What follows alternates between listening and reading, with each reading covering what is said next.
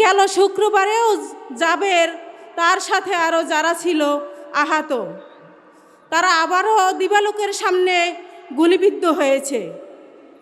আমরা সকলেই দেখতে পেয়েছি দিবালোকের সামনে বাংলাদেশে গুলি দিয়ে মানুষকে হত্যা করা হয়।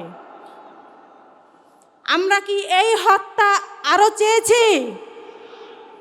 আমরা হত্যা বন্ধ করতে যদি চাই তবে কি করতে হবে আমাদের? সেটাই হলো এখানে নাহিদ ইসলামকে জয়যুক্ত করতে হবে। সকল উপস্থিতিকে আমি বলতে চাই, মা বোনরা হাজির আছে এখানে, সকল মুরাব্বি আলেম ওলামারা আমার এখানে উপস্থিত আছেন।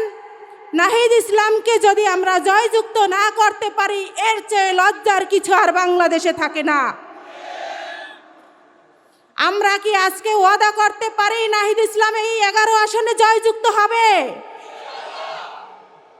আজকে সিরাজ মিয়ার মাঠে আমরা ওয়াদা করলাম নাহিদ ইসলামকে জয়যুক্ত করব শাপলা কলি মার্কায়। আমরা আগামী দিনে দেখতে চাই নাহিদ ইসলাম সংসদে মা বোনদের নিয়ে কথা বলবে।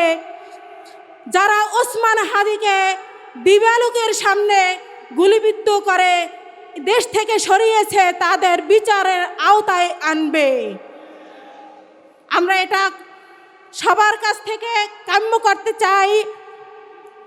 ওসমান হাদির বিচার আমরা যেন এই বাংলার মাটিতে দিবালোকের সামনে দেখতে পাই। বিসমিল্লাহি মিনাশ শাইতানির রাজিম, বিসমিল্লাহির রহমানির রহিম। সম্মানিত হাজিরি,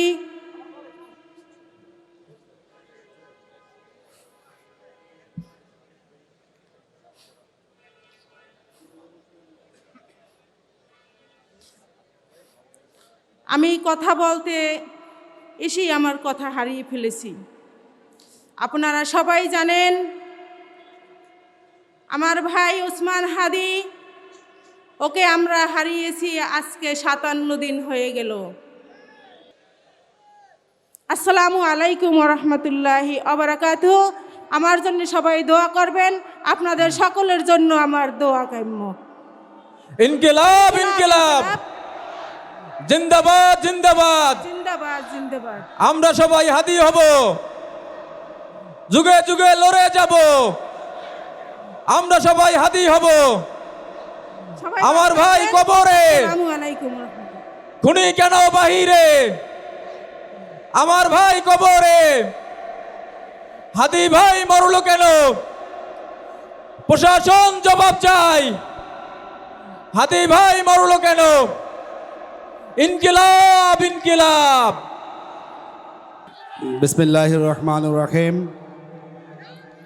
ঢাকা 11 সংসদীয় আসনের উদ্যোগে আজকের এই নির্বাচনী জনসভার সংগ্রামী সভাপতি 11 দলীয় নির্বাচনী ঐক্যের মনোনীত প্রার্থী, জাতীয় নাগরিক কমিটির জাতীয় নাগরিক পার্টির সম্মানিত আহ্বায়ক, 24 জুলাই আন্দোলনের সেনাপতি, অত্র এলাকার মানুষের নয়ন মনে জনাব নাহিদ ইসলাম মঞ্চে উপস্থিত আছেন। আজকের এই জনসভার সম্মানিত প্রধান অতিথি, আগামীর মানবিক বাংলাদেশ গড়ার স্বপ্নদ্রষ্টা, বাংলাদেশ জামাত ইসলামের সংগ্রামী আমির ডাক্তার শফিকুর রহমান মঞ্চে উপস্থিত আছেন। আজকের জনসভার বিশেষ অতিথি, বাংলাদেশ খেলাফত মজলিসের সংগ্রামী আমির শাইখুল হাদিস আল্লামা মামুনুল হক,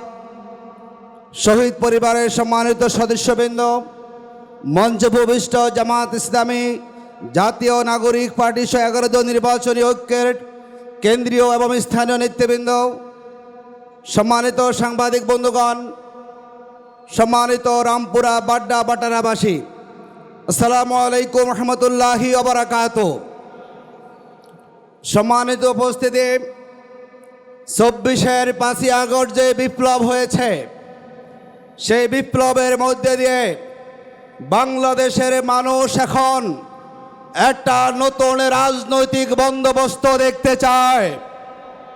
যেই রাজনীতির ভিতরে কোনো সাদাবাজি থাকবে না, যার মধ্যে কোনো দখলবাজি থাকবে না, যার মধ্যে কোনো সন্ত্রাস থাকবে না, যেই রাজনীতি হবে ইনসাফের রাজনীতি, যেই বাংলাদেশ হবে কল্যাণের বাংলাদেশ, আমরা দেখতে পাচ্ছি। তার জন্য সারা বাংলাদেশের টেকনাফ থেকে তেঁতুলিয়া, রূপসা থেকে পাথুরিয়া, যেই জায়গাতে 11 দলীয় জোটের সমাবেশ হচ্ছে, সেই সমাবেশ প্রমাণ করে আগামীর 12 তারিখে বাংলাদেশের ইতিহাসের নতুন সূচনা তৈরি হবে।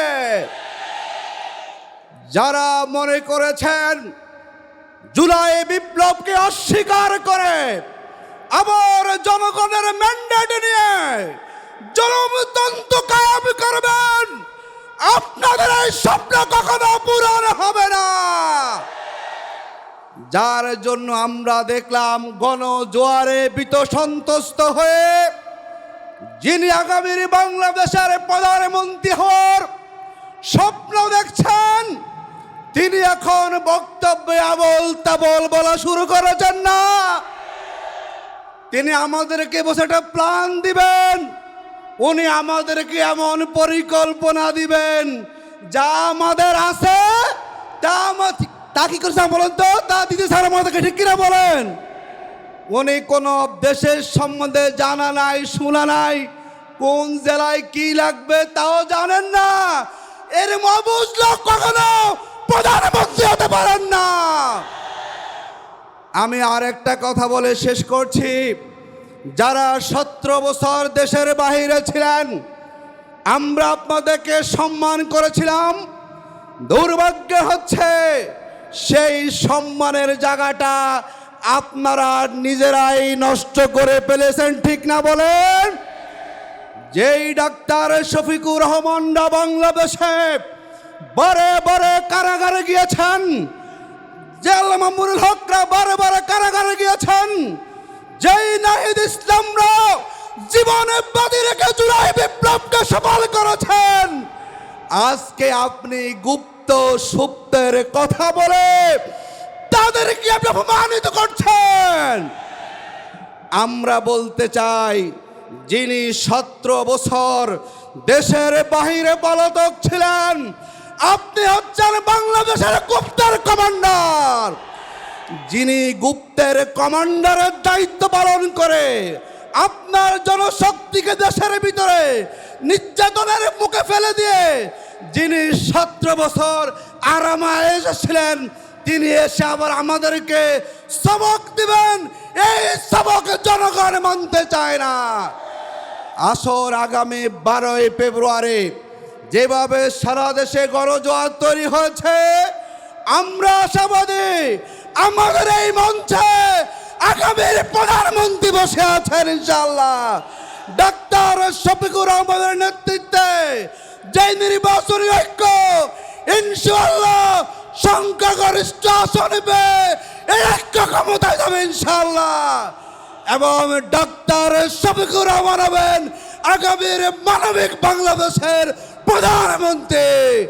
আসন সেই প্রধানমন্ত্রীকে দেওয়ার জন্য এই ঢাকা 11 আসনে ছাত্র যুবক যারা বড় জনতা আমরা ঐক্যবদ্ধ হয়ে শাপলা কলিকে বিজয়ী করি এবং জনাব নাহিদ ইসলাম জুলাই আন্দোলনের ঘোষক, আমরা মনে করি তাকে বিজয়ী করার মধ্যে দিয়ে জুলাই বিপ্লবকে আমাদেরকে সম্মানিত করতে হবে।